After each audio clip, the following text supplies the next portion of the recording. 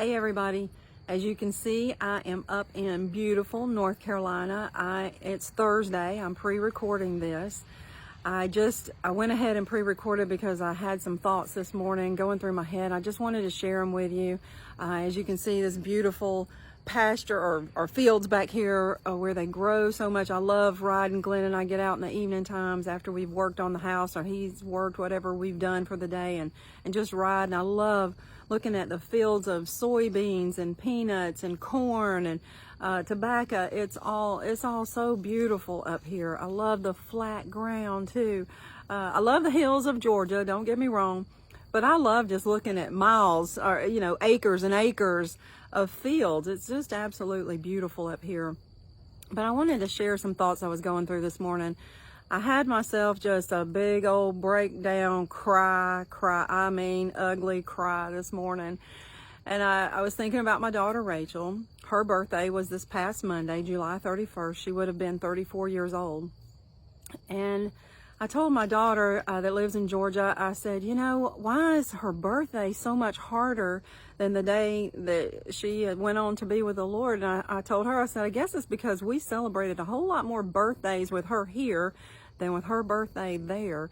But it just really all hit me, just feeling, I just had all the feels. I had them all this morning going on, and it reminded me of a video clip that you see on I guess it's a meme. Not a meme. Anyway, a little video clip, and what it is this man is pulling this sheep. The sheep is like head first down in this ditch, this really narrow ditch, and I mean he is wedged in there, and all that's sticking out is his hind end and his legs, and this man is just pulling him by his legs, and he pulls, finally gets that sheep up out of the ditch, that narrow spot, and the sheep takes off running. I mean, he just getting it, and he jumps right back down in the ditch again, head first, and gets stuck. And the thing says something like, this is how I feel with Jesus sometimes, and that's the way I feel sometimes with the subject of Rachel. I am I'm going along, I'm doing just fine, and all of a sudden I'm head down in a ditch, and Jesus comes along, he pulls me out because he loves me so much. He's like, okay, Kim, let's keep going.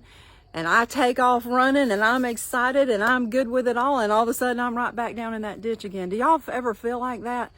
I mean, and that was where I was this morning. I was head down in that ditch, and Jesus had to come and pull me out of there, and I'm getting it again. I'm moving on. But so many times, we run into situations like that where we are on top of it. We are running along, and that ditch is over there, but we're not in it. We're running along beside it, and all of a sudden, headlong right down in it. I didn't even realize this morning. I mean, it came out of nowhere. I was all of a sudden head first down in that ditch. But you know what Jesus said? Kim, I'm right here with you. I'm right here with you. And it reminded me of the time, I know I've told y'all about this before, whenever I was in the hospital with Rachel. It was after Rachel had already passed. And I was thinking about it. I said, Lord, where were you? And he showed me himself in a vision of him standing right beside me as I was looking at the hospital bed with Rachel in it. He was right there with me the whole time. The psalmist David said, even though I walk through the valley of the shadow of death, I'll fear no evil, for your rod and your staff, they comfort me. His rod and his staff is for leading us, correcting us, keeping us out of that ditch. He's keeping us out of that ditch because he loves us so much. He doesn't want to see us jump off headlong into that ditch. But the good thing is, he's going to pull us out. He's going to get us out of that ditch, and we're going to take off running again. And sometimes we don't take off walking with him. We just take off running. And that's where I have been the last couple of weeks, just take off running, doing my own thing. Okay, thank you, God. I know you're with me. I know you're here. I trust you. And then all of a sudden I'm in the ditch. But God says he will never leave us. He will never forsake us. That means every time I'm in the ditch, when I'm running along beside the ditch, when I'm walking beside the ditch, when I'm eating beside the ditch, when I'm drinking beside, wherever I am, even though I walk through the valley of the shadow of death, I'll fear no evil, for he is with me, and he is leading and guiding me in everything I'm doing.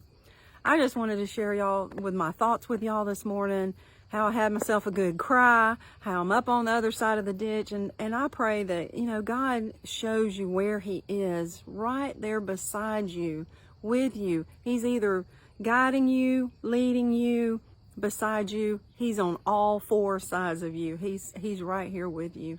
I thank him for that today. I thank him for being with me and being in every situation with me.